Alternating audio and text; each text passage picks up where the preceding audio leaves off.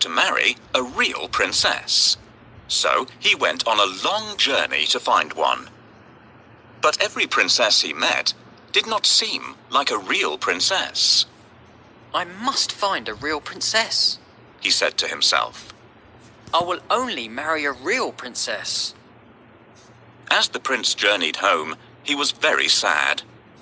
He told the king and queen that he had met many princesses, but that he could not find a real princess. Searching the world for so long to find the princess of my dreams. I haven't liked any of the ones I've met so far. What if I never find the love of my life?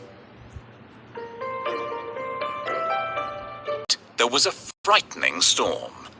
The wind blew hard and the rain poured down.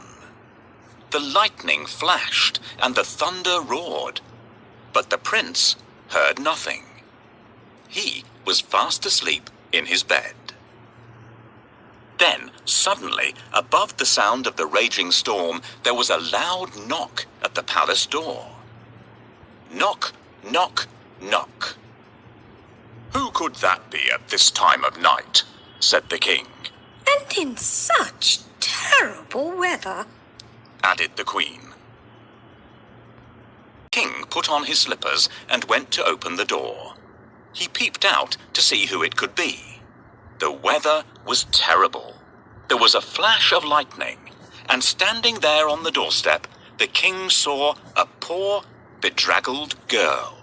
Her hair and clothes were dripping wet, and she was shivering from the cold.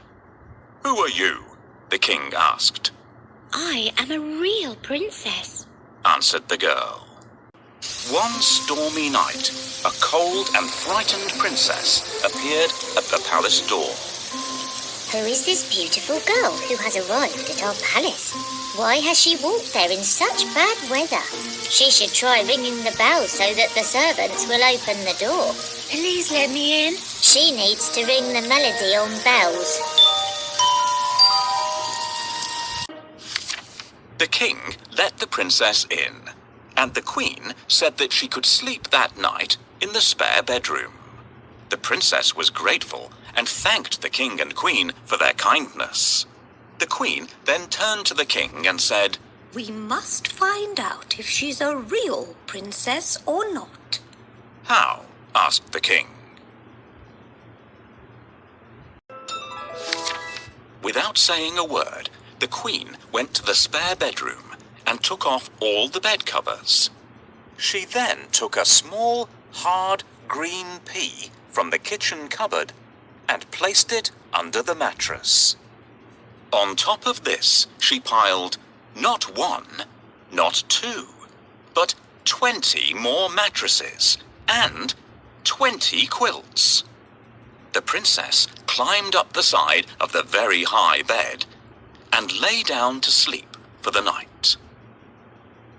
The girl with wet hair and a dirty dress didn't look anything like a princess, but she was invited to stay in the best guest room of all. "The princess can sleep here tonight, but I'm going to put a pea under the mattresses. If she notices it, we'll know that she is a real princess. Now, where did I put that pea? Will you help me look for it? Try under the chair. Perhaps our little kitten played around with it."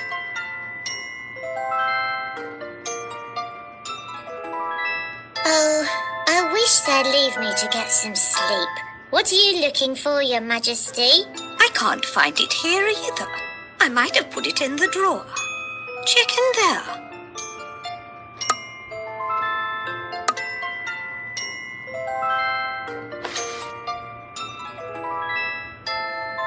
"Can you help me hide the pea? Tap on the pea and then the bedding."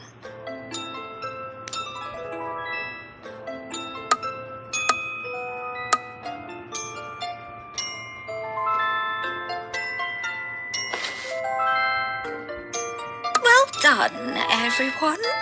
We did it. Here comes the princess. It's time for me to go downstairs.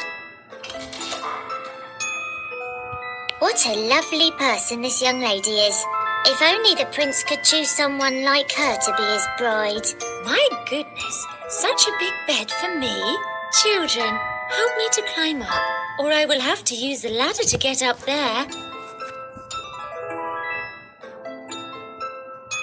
Thank you, children. I have never slept on such an uncomfortable bed. It feels as if I'm lying on a mattress made from rocks. When morning came, they asked her if she had slept well. I did not have a wink of sleep all night.